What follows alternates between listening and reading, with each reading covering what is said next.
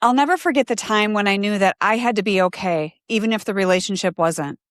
And it wasn't a conversation with my daughter. It wasn't even a moment about her at all. It was standing in front of my mirror, looking at my own face and realizing I didn't even recognize who was looking back at me. I seriously did not even know who I was anymore. I saw a woman who had gained 70 pounds, a woman leaning on alcohol just to get through the day, a woman who was depressed, disconnected, and, if I'm honest, not relying on God at all, even though I would have told you I was. Because in the moment, I thought I had been. I had disappeared somewhere in the middle of all the waiting, all the reaching out, all the trying to hold everything together.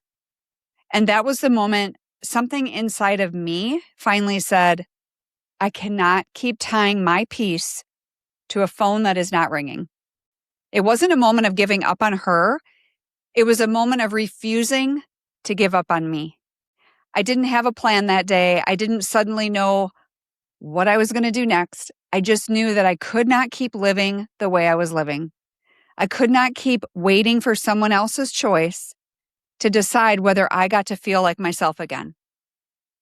And I think a lot of you have pictured a different moment. The one where the phone finally does ring, where the text comes through, where you open the door and there they are. And maybe you've imagined it 100 times, what you would say, what they would say, whether you'd cry or just stand there frozen, not knowing what to do. And if you're anything like me, you've thought about that moment more than you'd ever admit out loud. So let's dive in.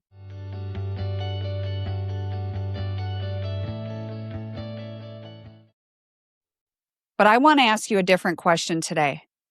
Not if they come back, not when they come back. Are you ready for the day they actually do come back? And I don't mean ready with the right words, and I don't mean ready with all the apologies rehearsed and this plan for exactly how the conversation will go. I mean, who will you be on that day? Because here's something that I didn't understand for a very long time. I was so focused on the reunion, on getting her back, that I never once stopped to ask who I would be standing there as. I just assumed it would be the same mom who raised her, right? Who I was all those years ago. But the truth is, I was exhausted, like you, carrying guilt. I was pretending I was okay in front of everyone except God at 2 a.m. on the bathroom floor. And if I'm honest, some days I still wonder if I'm the reason we ended up there. If that's you today, and if you're carrying that weight and still showing up for your job and your husband and your other kids and all the things, and then quietly you're wondering if this pain will ever end, I really want you to hear me. You are not the only one carrying this, and you are not doing this wrong. Here's the shift that changed everything for me. I used to believe that if I could just say the right thing and, like I said, find the right words, I could control the outcome. Like I could make reconciliation happen. Have you thought that? Come on, be honest. But I can't. I couldn't. None of us can. But what I could control was who I was becoming while I waited. So slowly, I started showing up for myself the way I'd been showing up for everyone else. I started praying about my own healing, not just hers. I started asking God to change me, not just her. And little by little, the woman in the mirror started to look familiar again. So let me ask you a question that not only changed my life, but the one that I ask every mom that I coach. Again, who do you want to become before they come back? Because all that change is not going to happen on the day when you get the knock on the door or you get the phone call. So this isn't who you want them to see when they finally show up. It's who you want to be regardless of when that day comes. Healing you for the sake of getting them back will always feel shaky because that depends on something that you can't control. But healing you because you are worth healing, that is steady. That ground holds no matter what your son or daughter decides, no matter what timeline they're on. Because here's what I know now that I didn't know standing in front of that mirror myself.